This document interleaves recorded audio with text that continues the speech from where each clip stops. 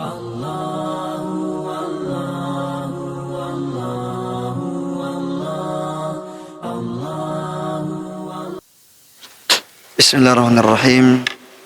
Assalamualaikum warahmatullahi wabarakatuh. Alhamdulillahirabbil alamin.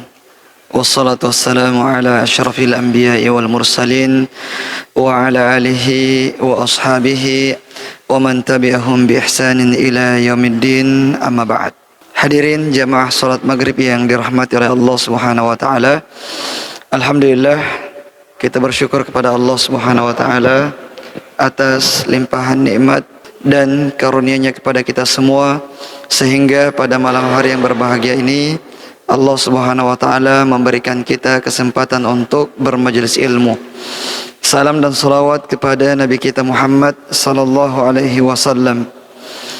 Taib jamaah yang dirahmati oleh Allah Subhanahu wa taala, kita lanjutkan pembahasan kita dari kitab Asy-Syama'il Al-Muhammadiyah karangan Al-Imam Abu Isa Muhammad bin Isa At-Tirmidzi rahimahullahu taala.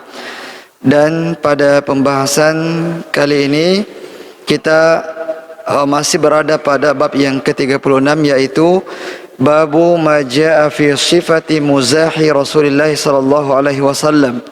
Bab tentang sifat bercandanya Nabi sallallahu alaihi wasallam. Nah, kita masuk pada hadis yang ke-236.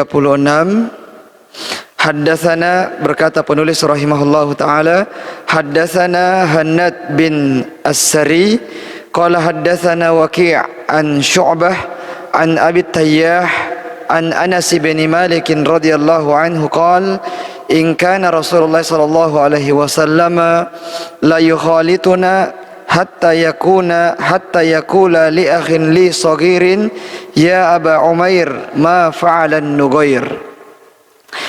Menceritakan kepada kami Hannad bin As-Sari, dia mengatakan menceritakan kepada kami Waqi' dari Syu'bah dari Abu Tayyah dari Anas bin Malik radhiyallahu an, dia mengatakan bahwa Nabi sallallahu alaihi wasallam itu bergaul dengan kami, ya, bercampur dengan kami, bahkan beliau juga bermuamalah dengan anak-anak kecil. Sampai ya, beliau suatu ketika mengatakan kepada saudara saya, kepada adik saya yang kecil, dia mengatakan kepadanya, wahai Abu Umair, apa yang dilakukan oleh Nughayr. Nah, tapi jemaah yang dirahmati oleh Allah Subhanahu wa taala, di dalam hadis ini terdapat banyak faidah sebenarnya yang disebutkan oleh Ibnu Hajar Al-Asqalani di dalam bukunya Fathul Bari. Namun kita sebutkan beberapa di antara faidah tersebut adalah di antaranya tentang bagaimana Nabi sallallahu alaihi wasallam tidak menutup diri, ya, dan tidak menjadi orang yang beruzlah dari manusia, tapi Nabi sallallahu alaihi wasallam bergaul dengan sahabat-sahabatnya. Nah, baik dari kalangan sahabat-sahabat senior atau sahabat-sahabat junior atau bahkan anak-anak kecil. Nah, sehingga para sahabat Nabi sallallahu alaihi wasallam mengambil banyak pelajaran dari muamalah Nabi sallallahu alaihi wasallam bersama dengan mereka.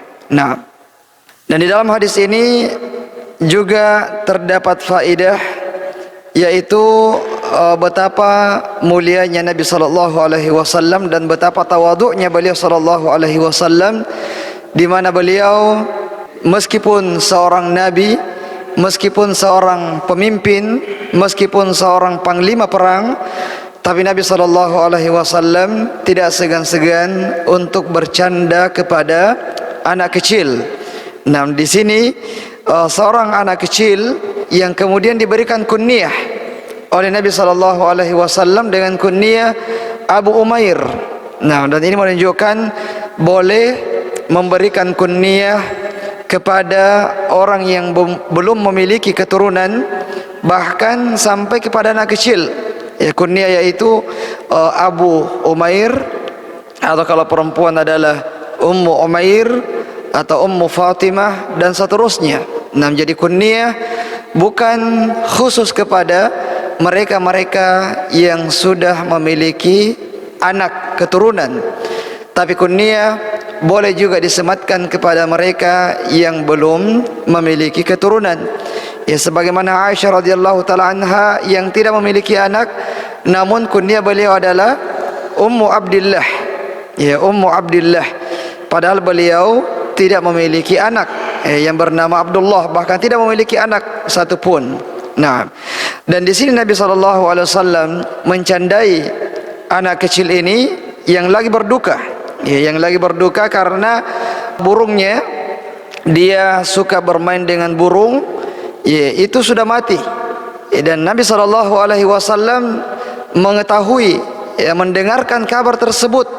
Kemudian Nabi SAW ketika bertemu dengan Abu Umair, ya, dia mengatakan, ya Aba Umair, wahai Aba Umair, ma fa'alan nugoir, apa yang dilakukan oleh burung kecilmu? Ya, ini dalam rangka untuk mencandai anak kecil tersebut. Nah, sehingga Nabi SAW tidak memanggil dengan namanya, ya, tapi memanggil dengan memberikan kunyah, ya, seakan-akan dia adalah orang yang sudah dewasa. Dan dari hadis ini juga menunjukkan hukumnya memelihara burung. Nah, jadi memelihara burung itu boleh dengan syarat tidak menyakiti burung tersebut, nah, dan tidak menjadikannya kelaparan atau kehausan, ya, apalagi sampai mati kelaparan atau kehausan, maka itu tidak boleh. Ya, sebagaimana yang disebutkan oleh Nabi SAW bahwa ada seorang wanita yang kata Rasulullah masuk neraka, ya, gara-gara seekor kucing, ya, karena dia mengurung kucing tersebut sampai kucing itu mati, ya, sampai kucing itu mati. Kata Nabi SAW, dia tidak melepaskannya untuk mencari makan sendiri, dan dia juga tidak memberikan makan kepadanya, ya, dikurung tapi tidak diberikan makan sampai kucing tersebut akhirnya mati. Nah, jadi ini juga berlaku terhadap hewan-hewan yang lain.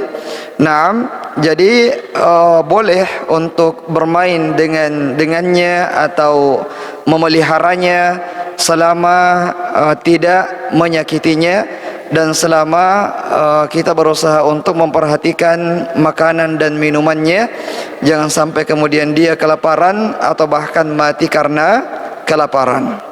Nah, kemudian jemaah yang dirahmati oleh Allah Subhanahu wa taala, hadis yang berikutnya, hadis yang ke-237, haddatsana Abbas bin Muhammad Ad-Duwari qala haddatsana Ali bin Hasan bin Syaqiq qala anba'ana Abdullah ibn al-Mubarak an Usamah ibn Zaidin an Sa'idin al-Makburi an Abi Hurairah radhiyallahu anhu qala qalu ya Rasulullah innaka tuda'ibuna qala inni la aqulu illa haqqan. Menceritakan kepada kami Abbas bin Muhammad Ad-Duwari, dia mengatakan menceritakan kepada kami Ali bin Hasan bin Syaqiq, dia mengatakan memberitahukan kepada kami Abdullah bin Mubarak dari Usamah bin Zaid, dari Sa'id al-Makburi, dari Abu Hurairah radhiyallahu anhu, bahwa dia mengatakan para sahabat Nabi SAW bertanya kepada Rasulullah, wahai Rasulullah, sesungguhnya kamu bercanda dengan kami. Mereka bertanya ini, wahai Rasulullah, bukankah kamu adalah seorang Nabi, lalu kenapa kamu bercanda dengan kami? Apakah itu layak dilakukan oleh seorang Nabi? Kata Nabi SAW, inni la aqulu illa haqqa, saya bercanda tapi saya tidak mengatakan kecuali kebenaran. Saya bercanda tapi tidak ada candaan saya yang tidak benar. Ya, semua candaan Nabi SAW merupakan sebuah kebenaran, bukan sesuatu yang diada-adakan. Nah, tapi sesuatu yang sesuai dengan kenyataan.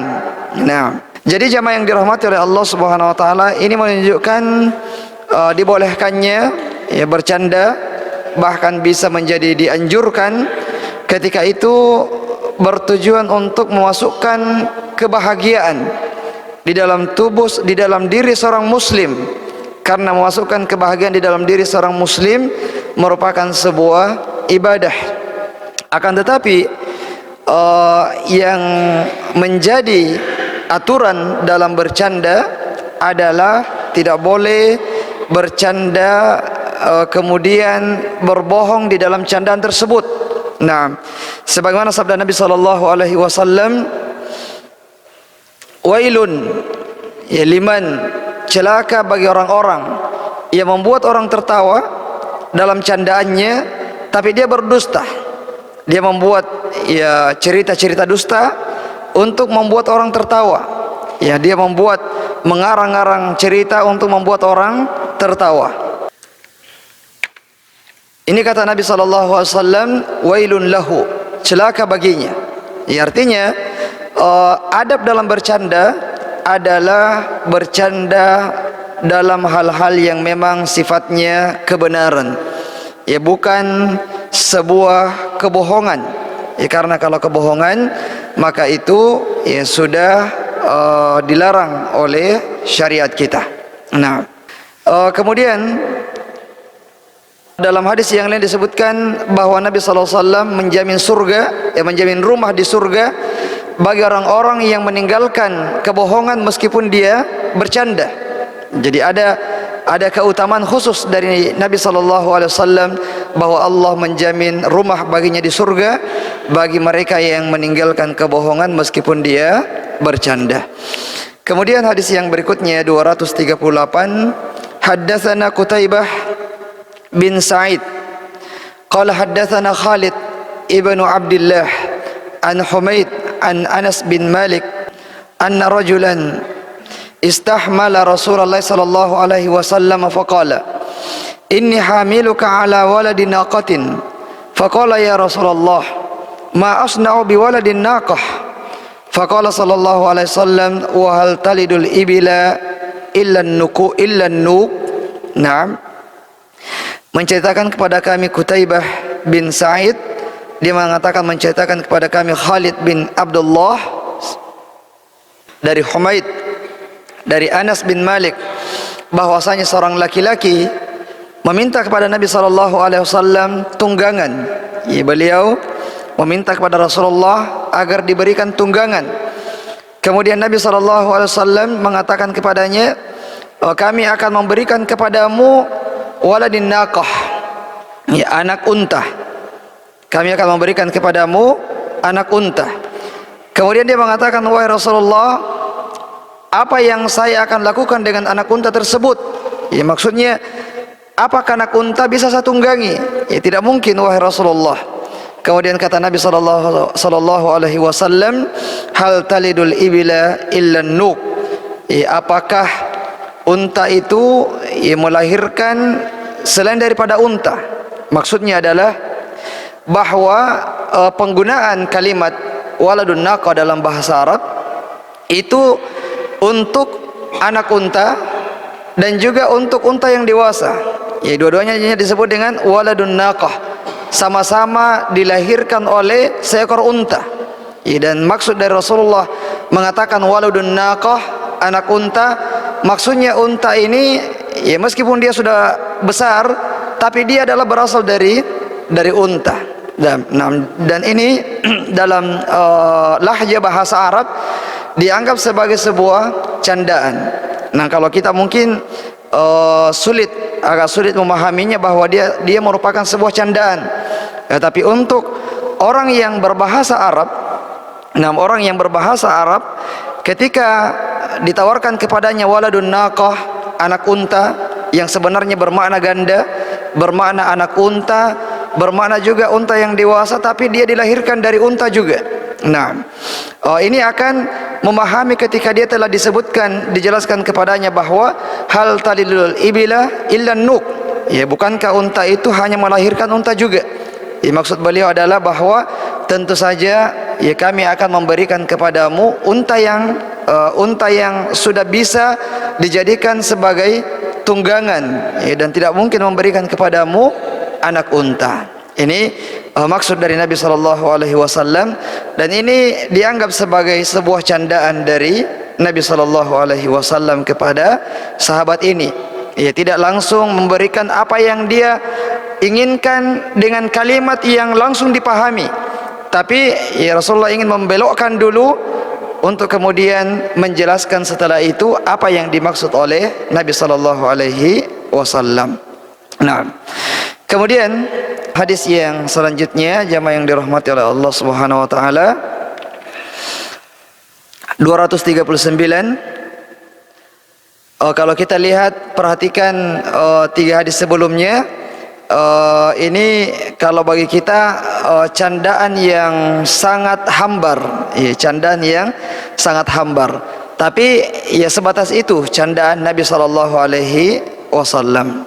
Nah, hadis yang 239, haddatsana Ishaq bin Mansur qala haddatsana Abdul Razzaq qala haddatsana Ma'mar an Thabit an Anas bin Malik anna rajulan min ahli al-badiyah kana ismuhu Zahiran wa kana yuhdi ila an-nabi sallallahu alaihi wasallam hadiyatan min al-badiyah fayujahhizuhu an-nabi sallallahu alaihi wasallam idza arada an yakhruj. Faqala an-nabi sallallahu alaihi wasallam inna Zahiran badiyatuna wa nahnu hadiruhu wa kana an-nabi sallallahu alaihi wasallam yuhibbuhu wa kana rajulan damiman fatahu an-nabi sallallahu alaihi wasallam yawman wa huwa yabi'u mata'ahu fahtadanahu min khalfihi wa huwa la yubsiruh faqala man hadha arsilni faltafata fa'arafa an-nabi sallallahu alaihi wasallam faja'ala la ya'lu ma alsaqa dhahrahu bi sadri an-nabi sallallahu alaihi wasallam hina arafahu faja'ala an-nabi sallallahu alaihi wasallam yaqul man yashtari hadha al-'abda faqala ya Rasulullah idzan wallahi tajiduni kasidan faqala an-nabi sallallahu alaihi wasallam lakin indallahi lasta bikasidin aw qala anta indallahi ghalin.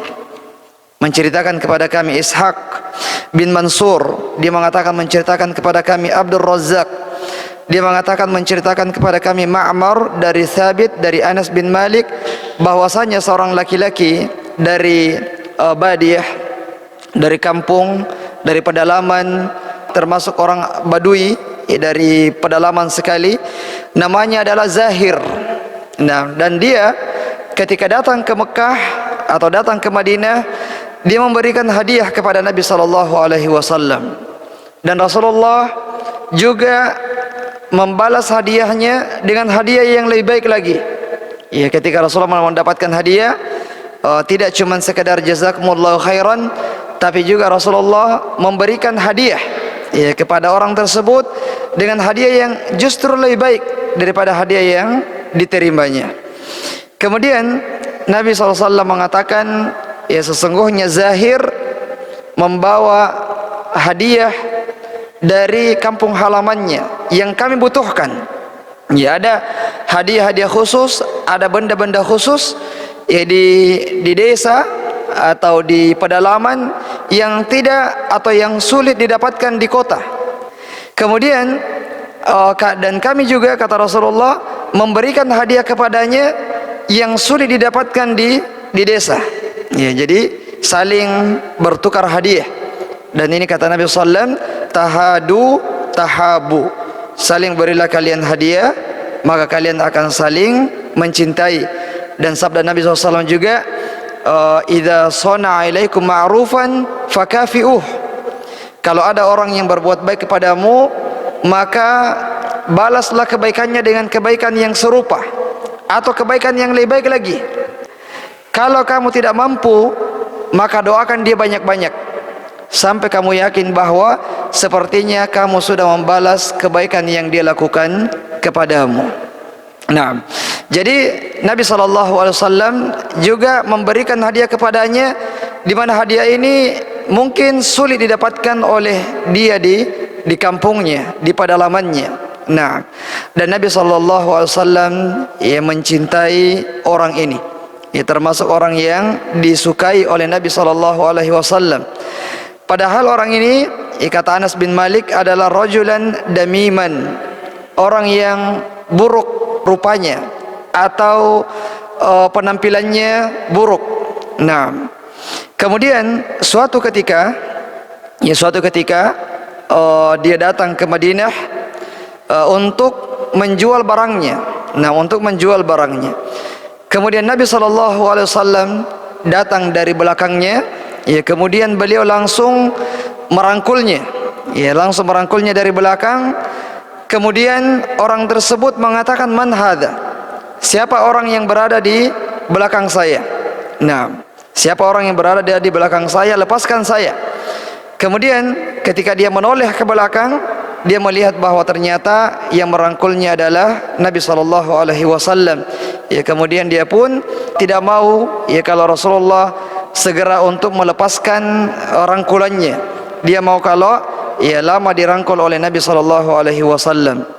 Kemudian Rasulullah mengatakan kepada orang-orang, siapakah yang akan membeli hamba sahaya ini atau budak ini? Nah, dalam rangka untuk mencandai orang tersebut. Kemudian kata sahabat ini Zahir, dia mengatakan, "Ya Rasulullah, wahai Rasulullah, siapa yang akan membeli saya? Padahal saya adalah orang yang buruk, orang yang penampilannya buruk, ya, orang yang rupanya buruk." Nah, kemudian kata Nabi SAW, "Lakin indallahi lasta bikasid." Tapi kamu di sisi Allah Subhanahu wa taala bukanlah orang yang buruk. Nah, bahkan kamu adalah orang yang mahal di sisi Allah Subhanahu wa taala.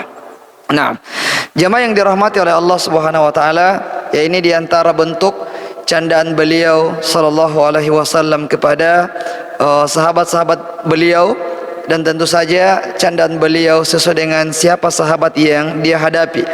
Beliau memperlakukan orang ini karena dia adalah orang yang dari Badui, dari pedalaman. Nah, dan Rasulullah tidak pernah memperlakukan sahabat yang lain yang masyhur ya seperti Abu Bakar, Umar, tidak pernah memperlakukan yang seperti ini. Karena ya mereka ini adalah orang-orang yang terhormat yang ya tidak cocok untuk diperlakukan seperti itu oleh Nabi sallallahu alaihi wasallam. Adapun orang ini ya karena dia adalah orang yang termasuk ya dikucilkan oleh masyarakat kalau dilihat, karena dia dari Arab Badui, dari pedalaman, ya kemudian penampilannya juga tidak bagus, buruk rupa, tapi Nabi SAW memiliki kedekatan khusus dengan dia sampai Rasulullah ya mempermainkannya dengan merangkulnya dari belakang, seakan-akan ya ingin mengatakan kepadanya, tebak ya siapa yang merangkulmu ini.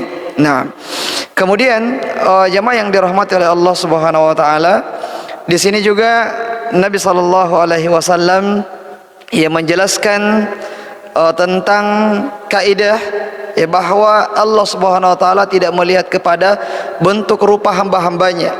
Bukan berarti kalau dia semakin ganteng maka dia adalah orang yang paling mulia, dan bukan juga berarti kalau dia adalah orang yang buruk rupa berarti dia adalah orang yang hina di hadapan Allah Subhanahu wa taala. Dalam hadis Rasulullah bersabda, "Innallaha la yanzuru ila suwarikum wa amwalikum, walakin yanzuru ila qulubikum wa amalikum." Sesungguhnya Allah Subhanahu wa taala tidak melihat kepada ya bentuk rupa kalian dan tidak melihat kepada harta-harta kalian, akan tetapi Allah melihat kepada hati-hati kalian dan amalan-amalan kalian. Ya, inna akramakum indallahi atqakum. Orang yang paling mulia di antara kalian di sisi Allah Subhanahu wa taala adalah orang yang paling bertakwa kepada Allah Subhanahu wa taala. Dan dalam hadis ini juga bukan berarti candaan beliau kepada orang ini yang mengurangi wibawa Nabi sallallahu alaihi wasallam, tapi ini menunjukkan betapa dekatnya beliau kepada sahabat-sahabatnya, dan beliau memperlakukan setiap manusia berdasarkan derajatnya, berdasarkan makanah kedudukannya di masyarakat. Nah, kemudian hadis yang ke-240, haddatsana Abdu ibnu Humaid qala haddatsana Mus'ab ibnu al-Miqdam qala haddatsana al-Mubarak ibnu al-Fadalah anil Hasan qala atat ajuzun ila an-nabi sallallahu alaihi wasallam faqalat ya Rasulullah ud'u Allah an yudkhilanil jannah. Faqala ya umma fulan, innal jannata la tadkhuluha ajuzun. Qala fawallat tabki. Faqala akhbiruha annaha la tadkhuluha wa hiya ajuz. Inna Allah ta'ala yaqul inna ansha'nahunna insya'a faj'alnahunna abkara urban atraba. Menceritakan kepada kami Abd bin Humaid, dia mengatakan menceritakan kepada kami Mus'ab bin Mikdam, dia mengatakan menceritakan kepada kami Mubarak bin Fadalah dari Hasan. Dia mengatakan datang seorang nenek-nenek kepada Nabi SAW. Kemudian nenek-nenek tersebut mengatakan, wahai Rasulullah, doakan saya supaya Allah memasukkan saya ke dalam surga. Kemudian Nabi SAW mengatakan kepadanya, wahai Ummu Fulan, sesungguhnya surga itu tidak ada nenek-nenek di dalamnya. Tidak ada nenek-nenek yang akan memasukinya. Kemudian nenek-nenek tersebut akhirnya meninggalkan Rasulullah dalam keadaan menangis. Kemudian kata Rasulullah kepada sahabat-sahabatnya, beritahukan kepada nenek tersebut bahwa dia tidak akan masuk ke dalam surga dalam kondisi sebagai orang tua, tapi nanti dia akan masuk surga dan umurnya akan dimudahkan kembali oleh Allah Subhanahu wa taala. Sebagaimana firman Allah Subhanahu wa taala, inna ansha'nahunna insya'a faj'alnahunna abkara urban atraba. Kami jadikan mereka sebagai gadis-gadis yang umurnya sebaya. Sebaya bagi wanita laki-laki yang akan masuk surga itu akan dijadikan umurnya 33 tahun. Nah, dan wanita juga mereka meskipun meninggal dunia, nenek-nenek, keriput dan seterusnya, dia dibangkitkan oleh Allah Subhanahu wa taala, dijadikan muda kembali dan dimasukkan ke dalam surga.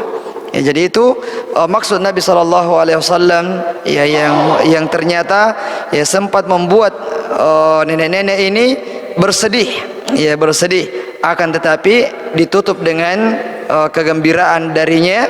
Karena tentu saja mendapatkan doa dari Nabi SAW dan sekaligus mendapatkan berita gembira bahwa di surga nanti ketika dia masuk surga bukan dengan kondisi yang seperti itu, bukan dengan wajah yang keriput, tapi dengan wajah yang sangat cantik dan dengan umur yang sangat muda. Nah, jadi ini candaan beliau sallallahu alaihi wasallam kepada seorang wanita tua atau nenek-nenek. Dalam hadis disebutkan, yadkhulu ahlul jannatil jannah jurdan murdan mukahhalin bani thalathin atau thalathin wa thalathin. Jadi umurnya itu 30 atau 33 tahun. Itulah umur yang pertengahan. Dan itulah umurnya nanti penduduk surga. Jadi umur 30 tahun, 33 tahun itu adalah umur pertengahan. Karena umur umat Islam itu kata Nabi SAW berkisar antara 60 sampai 70 tahun. Dan sedikit di antara umatnya yang akan lewat dari umur 70 tahun. Nah, kemudian jamaah yang dirahmati oleh Allah Subhanahu wa taala, selanjutnya bab yang ke-37, babu ma jaa fi sifati kalami Rasulullah sallallahu alaihi wasallam, fi sifati kalami Rasulullah fi syi'r, bagaimana perkataan beliau tentang syair. Nah, jadi jamaah yang dirahmati oleh Allah Subhanahu wa taala, syair adalah sebuah seni dalam bahasa Arab yang menunjukkan keindahan-keindahan kalimat, dan orang-orang Arab di zaman Nabi SAW adalah orang-orang yang dikenal dengan kefasihannya, orang-orang yang dikenal sangat pandai di dalam bersyair. Sampai di zaman setelah Rasulullah SAW itu ada pasar syair. Nah, pasar syair dalam artian orang-orang yang misalnya tidak punya penghasilan, tapi dia punya keterampilan yang di atas rata-rata dalam bersyair, maka dia akan datang ke pasar tersebut, kemudian dia akan menyenandungkan nasyidnya, ya, kemudian orang akan memberikan upah kepadanya, ya, karena dia senang mendengarkan syair-syair tersebut. Nah, jadi ini yang terjadi di zaman beliau dan juga setelah beliau sallallahu alaihi wasallam. Di kalangan orang-orang Arab, mereka dikenal dengan kefasihannya di dalam bersyair. Meskipun jamaah yang dirahmati oleh Allah Subhanahu wa taala, syair itu ada yang berisi kebenaran, ada juga yang berisi kebohongan. Ya, dan kebanyakannya syair-syair itu berisi kebohongan. Karena orang mau memperindah kalimat-kalimatnya, maka akhirnya dia datang dengan sesuatu yang aneh-aneh, ya, sesuatu yang mustahil, karena bukan itu memang tujuannya. Tujuannya hanyalah bagaimana membuat orang senang mendengarkannya. Nah, sehingga di antara tuduhan yang dituduhkan kepada Nabi SAW oleh orang-orang musyrik adalah bahwa beliau itu merupakan tukang syair, padahal beliau bukan tukang syair. Ya, mereka menuduh bahwa apa yang disebutkan oleh Rasulullah dari Al-Quran itu bukanlah kalamullah, tapi dia merupakan syair yang disebutkan oleh Nabi SAW. Jadi mereka orang-orang musyrik menuduh Nabi sebagai tukang syair, padahal bukan tukang syair. Ya, karena kenapa ada tuduhan seperti itu? Karena kebanyakan dari syair-syair yang tersebar, yang dibuat oleh para penyair, itu kebanyakan isinya adalah dusta, ya, kebohongan, keburukan, dan seterusnya. Nah, akan tetapi meskipun demikian ada juga yang baik, ya, ada juga yang baik. Sebagaimana sabda Nabi SAW, inna minasy-sya'ri la hikmah. Ada syair itu yang berisi hikmah di dalamnya. Orang ketika mendengarkannya, dia akan mendapatkan pelajaran dari syair tersebut. Jadi ada juga syair yang dipuji oleh Nabi SAW. Taib. Kita masuk pada hadis yang ke-241. Hadis yang pertama dalam bab ini. Haddatsana Ali bin Hujr qala haddatsana Syarik anil Miqdam ibn Shuraih an abihi an Aisyah qalat qila laha hal kana an-nabiy sallallahu alaihi wasallam yatamatsalu bi syai'in min asy-syi'ri qalat kana yatamatsalu bi syi'ri bani Rawaha wa yatamatsalu bi qawlihi wa ya'tika bil akhbari man lam tuzawwidi. Nah, menceritakan kepada kami Ali bin Hujr, dia mengatakan menceritakan kepada kami Syarik dari Miqdam bin Shuraih, dari ayahnya, dari Aisyah. Dia mengatakan, beliau ditanya, wahai Aisyah, apakah Nabi SAW pernah mengutip syairnya para penyair? Kemudian beliau mengatakan beliau pernah mengutip syairnya Abdullah bin Rawahah yang berbunyi wa ya'tika bil akhbari man lam tuzawwidi. Nah, yang artinya adalah wa ya'tika bil akhbari man lam tuzawwidi, dan kabar-kabar itu akan mendatangimu, ya, kabar-kabar yang kamu inginkan itu akan mendatangimu tanpa harus kamu mencarinya. Nah, jadi jamaah yang dirahmati oleh Allah Subhanahu wa taala, syair itu ada rumus-rumusnya juga dalam membuat syair.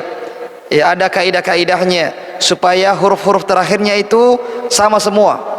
Jadi enak kedengarannya kalau misalnya huruf-huruf terakhirnya itu sama semua.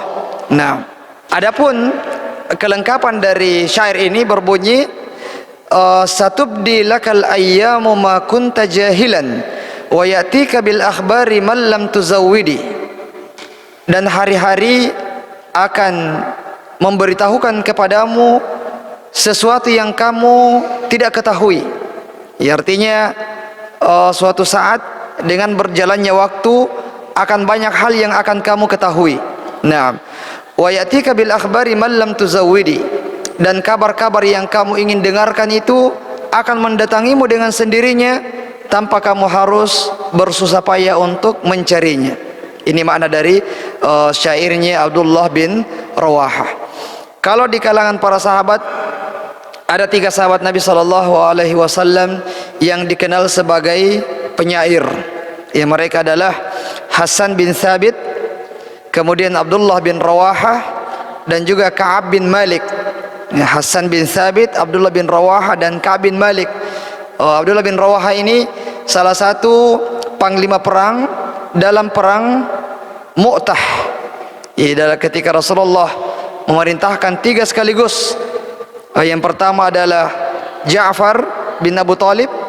Kalau dia syahid, maka digantikan oleh Abdullah bin Rawahah. Dan Abdullah bin Rawahah ketika dia yang menjadi pemimpin peperangan, dia selalu memulainya dengan syair. Ya, syair untuk mengobarkan semangat para mujahidnya, para pasukannya. Jadi di antara fungsi syair juga adalah untuk mengobarkan semangat jihad para sahabat-sahabat Nabi sallallahu alaihi wasallam. Jadi syahidnya di sini bahwa tidak selamanya syair itu merupakan sebuah keburukan. Karena Rasulullah juga kadang menukil syairnya sahabat-sahabat beliau. Kemudian hadis yang ke-242, haddatsana Muhammad bin Bashar qala haddatsana Abdurrahman bin Mahdi qala haddatsana Sufyan bin Ats-Tsauri an Abdul Malik bin Umair qala haddatsana Abu Salamah an Abi Hurairah qala qala Rasulullah sallallahu alaihi wasallam inna asdaqa kalimatin qalaha asy-syairu kalimatu labidin ala kullu syai'in ma khala Allah batilun wa kada Umayyatu ibnu Abi Salti an Yuslim. Menceritakan kepada kami Muhammad bin Bashar, dia mengatakan menceritakan kepada kami Abdurrahman bin Mahdi, dia mengatakan menceritakan kepada kami Sufyan Ats-Tsauri dari Abdul Malik bin Umair, bahwasanya menceritakan kepada kami Abu Salamah dari Abu Hurairah bahwa Nabi SAW bersabda, sesungguhnya kalimat syair yang paling jujur yang disebutkan oleh penyair adalah ucapannya labid yang berbunyi ala kullu syai'in ma khalallaha batilun. Ketahuilah bahwa segala nikmat dunia ini kecuali Allah Subhanahu wa taala semuanya adalah sia-sia. Semuanya akan sirna. Ini kalimat seorang penyair yang musyrik, yang masih musyrik. Sehingga Nabi mengatakan ini adalah syair yang paling jujur. Karena memang sesuai dengan syariat Islam bahwa semua nikmat yang kita rasakan di dunia ini semuanya akan habis, semuanya akan hilang, semuanya akan sirna. Yang tinggal adalah pertanggungjawabannya nanti di hadapan Allah Subhanahu wa taala. Nah, dan sayang sekali karena penyair ini dia meninggal dunia dan tidak sempat memeluk agama Islam, padahal sudah sampai dakwah kepadanya. Baik, sekira demikian jamaah yang dirahmati oleh Allah Subhanahu wa taala. Insyaallah kita akan lanjutkan pembahasan kita pada pertemuan yang akan datang. Semoga bermanfaat apa yang kita dengarkan bersama. Subhanakallahumma bihamdik asyhadu an la ilaha illa anta astaghfiruka wa atubu ilaik. Wassalamualaikum warahmatullahi wabarakatuh.